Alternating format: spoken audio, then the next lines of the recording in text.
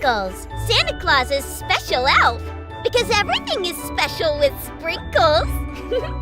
Santa Claus knows you're special too, and he has something to say to you. So listen close as Santa Claus shares holiday cheer with you. You can leave a special message for Santa Claus and get on the nice list at www.santaclaussays.net. Now here is the big man himself, Santa Claus!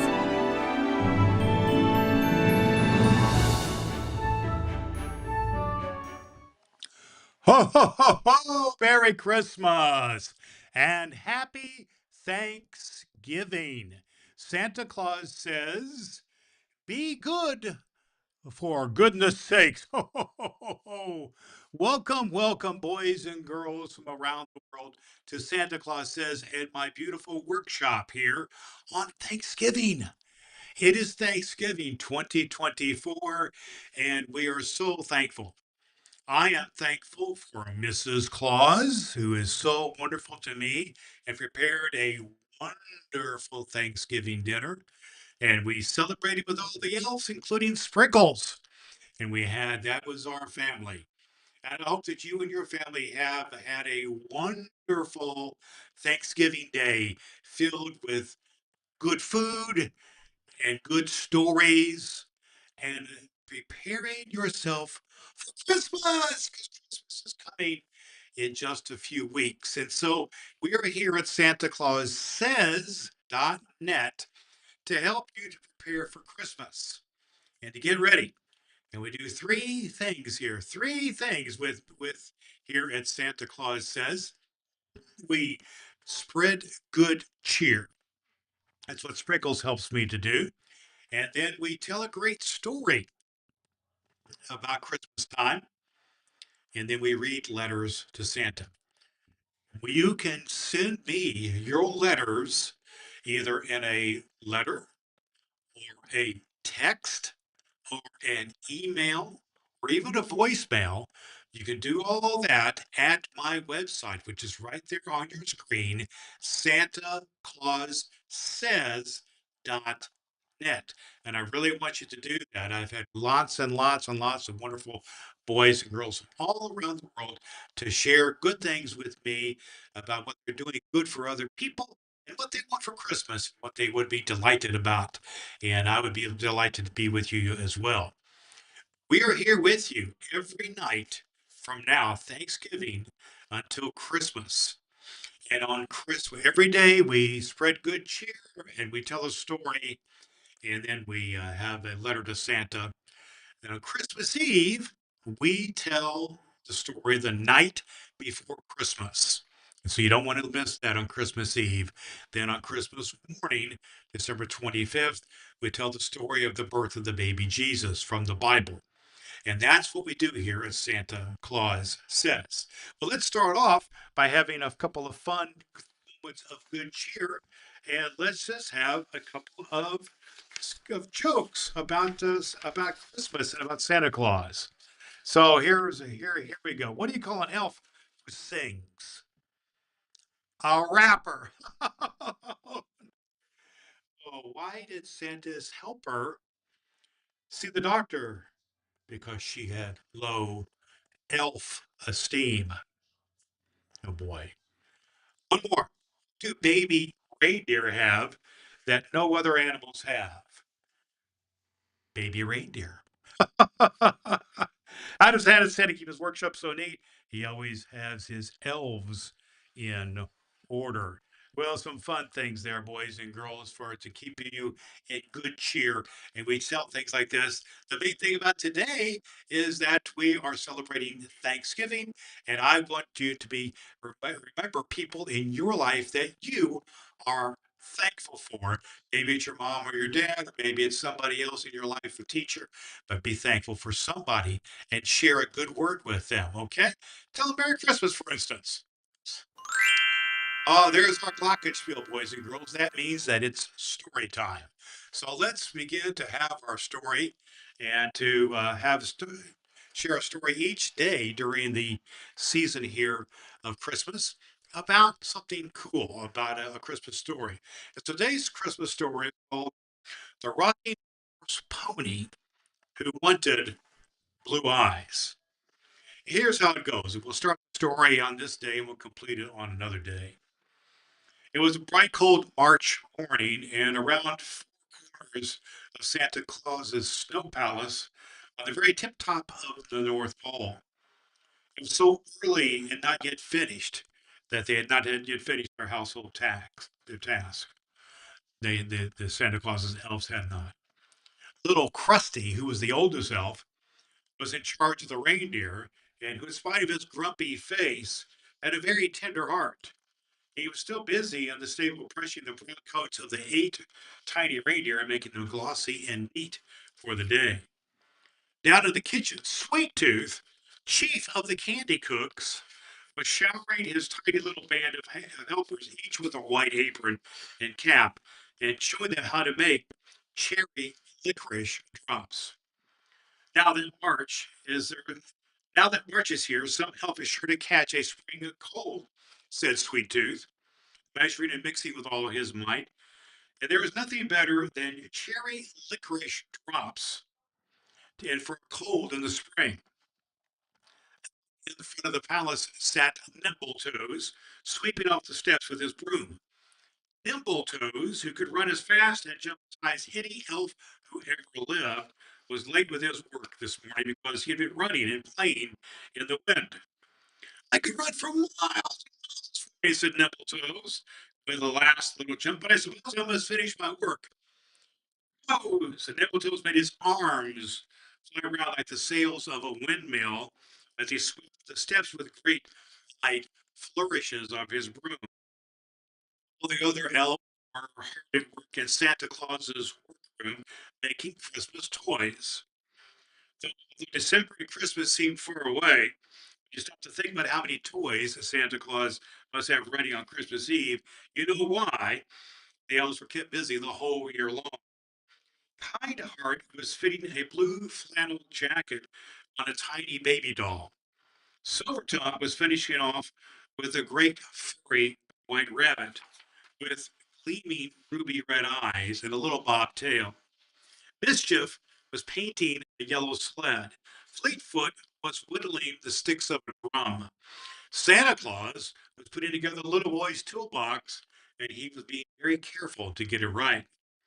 Here in a corner sat Merry Thought, the very best toy maker of them all. And beside him stood Sharp Eyes, the little errand boy who picked up pins and threaded needles and found lost scissors for all the other elves. For the past week, as a special treat, Sharp Eyes had been working on a toy too. Mary Thought had showed him how to make a rocking horse, and now that it was finished, except for a leather bridle, that Sharp Eyes was trying to fit into the pony's mouth. It was a little brown pony with long blonde tail and wavy brown mane. His mouth was bright and a bright red. He wore a yellow saddle fastened by neat little straps, and in his head were sparkled the 2 dark brown eyes. Just the prettiest brown eyes. Sharp eyes, though, that a little pony had ever worn. But in spite of this, there was something about those pretty brown eyes that did not please the rocking horse pony, and this is the way he showed his feeling about it. The first thing that morning, when Mary thought Sharp Eyes went to work on the rocking horse pony, Sharp Eyes said, "I think I'll give my pony brown eyes." Mary thought, because they would match his brown coat so well. So in the little pony's head with the dark brown eyes. This was the first time Pony had been able to see, you see.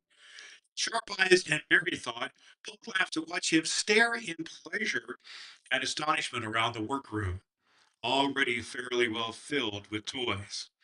The little rocking horse pony looked at Santa Claus, and he looked at the elves, and he looked at the toys, and slowly, and taking plenty of time, the rocking horse pony began to rock himself all around the room.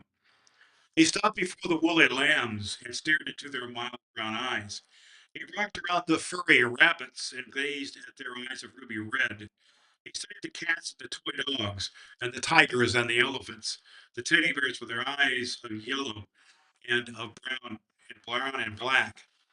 When he reached The kind heart was at work with his baby dolls, each of them with eyes of beautiful blue.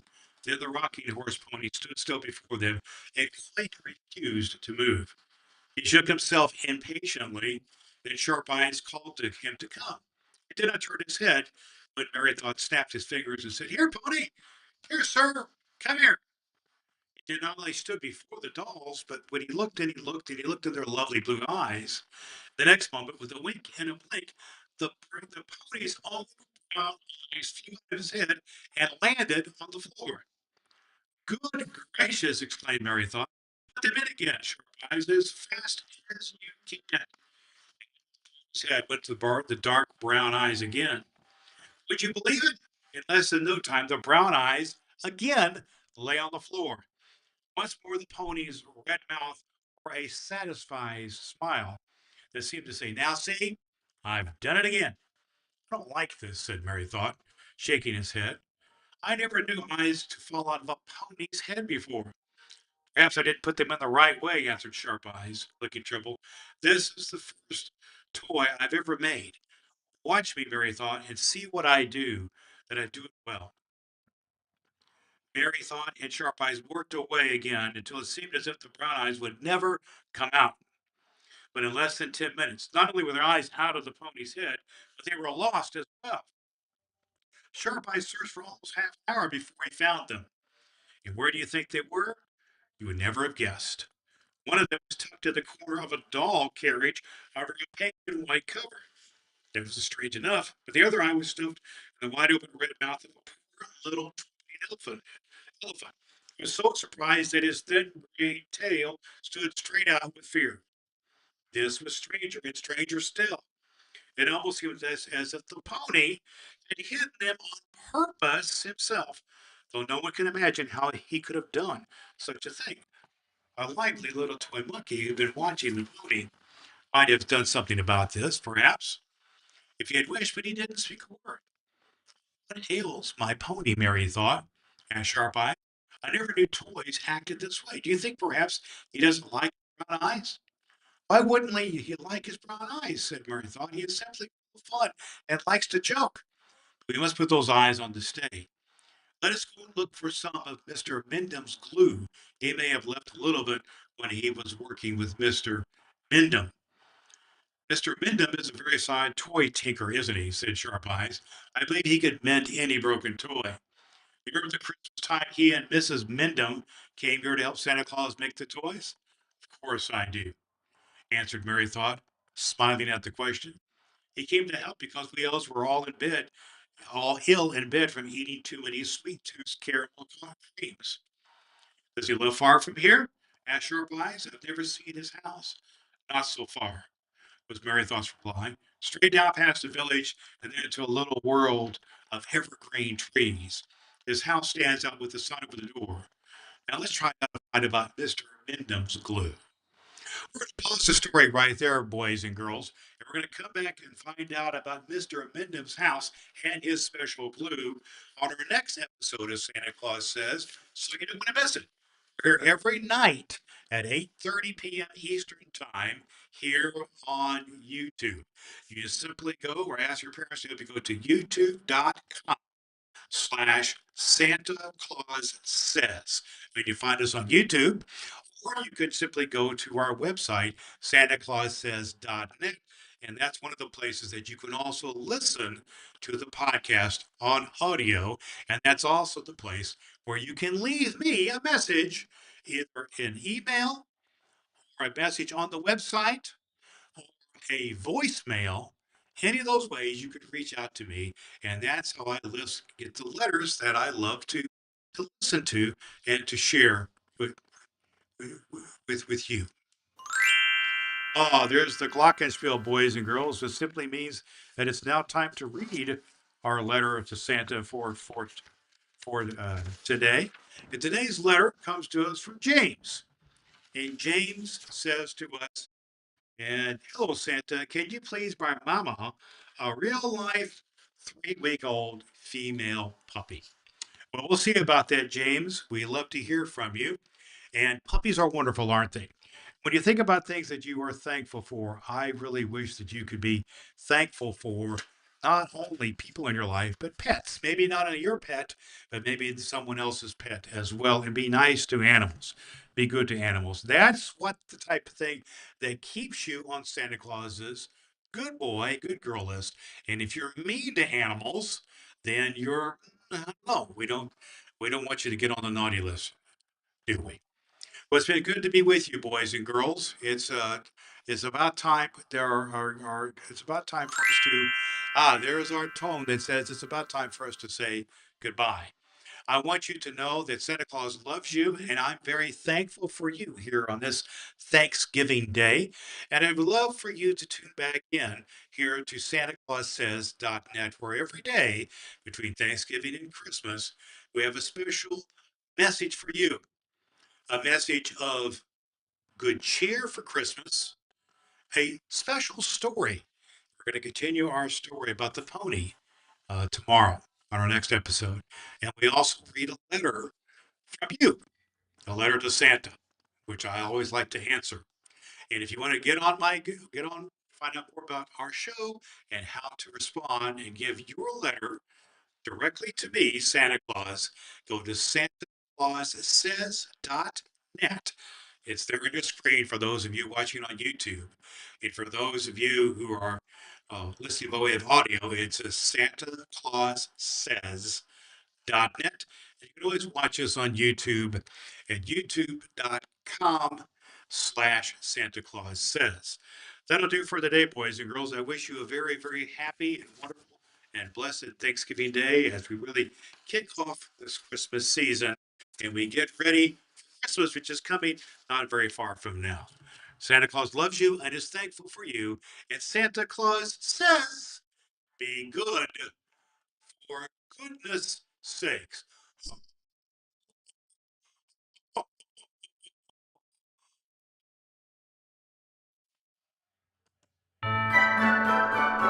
You're special to Santa Claus, just like Sprinkles. Get on Santa's nice list at SantaClausSays.net and watch Santa Claus Says live on YouTube. Tell him Sprinkles sent you.